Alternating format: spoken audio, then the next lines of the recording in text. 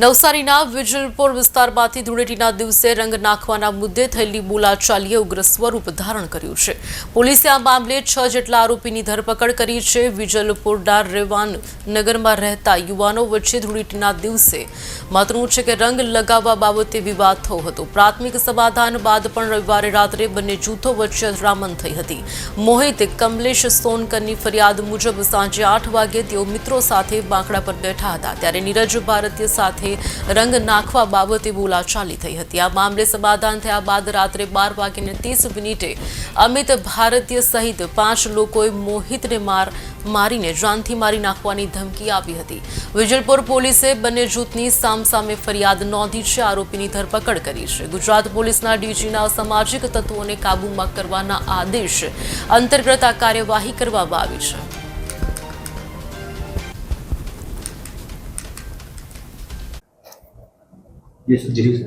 તારીખ 17/3/2025 રોજ વેજલપુર પોલીસ સ્ટેશનમાં બીએનએસની કલમ 115(2), 351(3), 352 અને 54 મુજબના 2 ગુનાઓ દાખલ કરવામાં આવેલા હતા। જેમાં એક ગુનામાં ફરિયાદી તરીકે મોહિત કમલેશભાઈ સોનકર રહે વેજલપુર રેવાનગર ગલી નંબર 3 અને બીજા ગુનાના ફરિયાદી છે અરવિંદ કુમાર રામાનંદ ભારતીય, એ પણ રહે વેજલપુર રેવાનગર ગલી નંબર 2।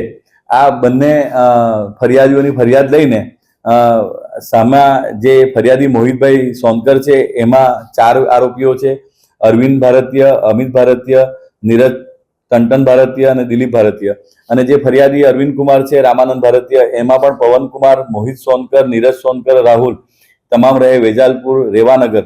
એ બંને ગુનાઓમાં 4 આરોપીઓની સામસામે ફરિયાદ લેવામાં આવેલ હતી અને ફરિયાદની હકીકત એવી હતી કે તારીખ 14/3/2000 ના રોજ આ મોહિત કમલેશભાઈ સોનકર અને નીરજ સોનકર અને રાહુલ પરમાર એ તમામ રહે વેજલપુરનાઓ બેસેલા હતા। તે વખતે નીરજ ઉર્ફે ટંટન ભારતીય અને પવનકુમાર વચ્ચે કલર લગાવવા બાબતે બોલાચાલી થયેલી, જેની અદાવત રાખીને તારીખ 17/3/2025 ના રોજ રાત્રે લગભગ 1 વાગ્યાના સમયમાં આ મોહિત કમલેશ સોનકર ને રાહુલ પવાર એ ઘરે જતા હતા ત્યારે આ નીરજ ઉર્ફે ટંટન ધર્મરાજ ભારતીય, અરવિંદ ભારતીય, અમિત ભારતીય તથા દિલીપ ભારતીય તમામ રહે વેજલપુર રેવાનગર નગરના હોય એ આજુબાજુમાં રહેતા તેઓ વચ્ચે કલર લગાવવા બાબતની આ અગાઉની જે અદાવત રાખીને એકબીજા સાથે ઝઘડો કરીને ઢીકામૂટીનો માર મારીને, રબરની પાઇપ વડે મારીને, ગાળાગારી કરી જાનથી મારી નાખવાની ધમકી આપેલ હોય, જે બાબતે બંને તરફથી બંને ગુનાઓ સામસામે દાખલ કરવામાં આવેલ છે અને બંને ગુનાઓમાં તમામ આરોપીની ધરપકડ કરવામાં આવેલ છે